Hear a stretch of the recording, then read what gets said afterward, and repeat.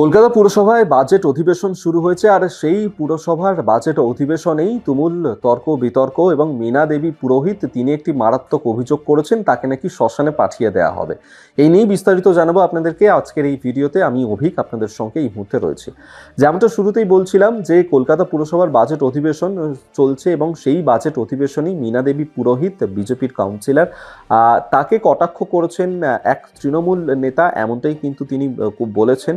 ঠিক কি ঘটনা ঘটেছিল সেটা আপনাদেরকে জানিয়ে রাখি যে যেমনটা হচ্ছিল যে তৃণমূল কাউন্সিলর তারক সিং তিনি বক্তব্য রাখছিলেন সেই সময় এবং সেখানেই বসেছিলেন মীনা দেবী পুরোহিত এবং ঠিক তার পিছনেই ছিলেন আরেক তৃণমূল কাউন্সিলর মহেশ শর্মা এবং এই মহেশ শর্মাই নাকি কুরুচিকর মন্তব্য করেছেন মীনা দেবী পুরোহিতকে। এই অভিযোগই তিনি করেছেন।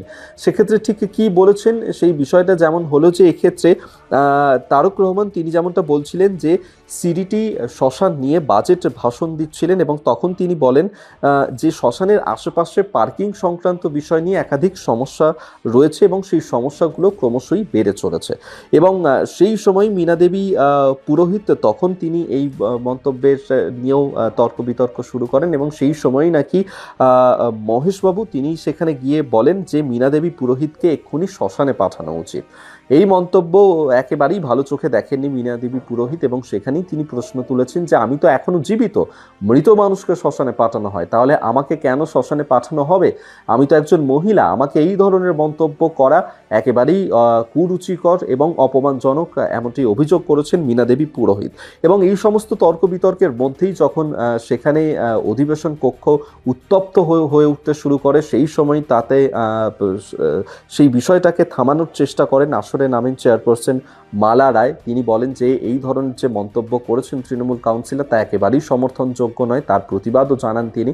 এবং সেক্ষেত্রে যদিও এই যে তৃণমূল কাউন্সিলর তিনি যদিও এক্ষেত্রে এমনটাই বলছেন যে তিনি সেইভাবে বলতে চাননি, কারণ বেনারসেও তো মানুষ ঘুরতে যায়, সেখানে তো মানুষ মরতে যায় না, তাহলে তার এই কথার অন্য প্রেক্ষিতে কেন টেনে আনা হচ্ছে এই কথাও তিনি সাফাই দিয়েছেন নিজের বক্তব্যের প্রেক্ষিতে। তবে যাই হোক, মীনা দেবী পুরোহিত তিনি এই অভিযোগ করছেন, সেক্ষেত্রে দলের তরফে আগামী দিনে কোনো ব্যবস্থা নেওয়া হয় কিনা এই তৃণমূল কাউন্সিলর মহেশ শর্মার বিরুদ্ধে দেখা যাক।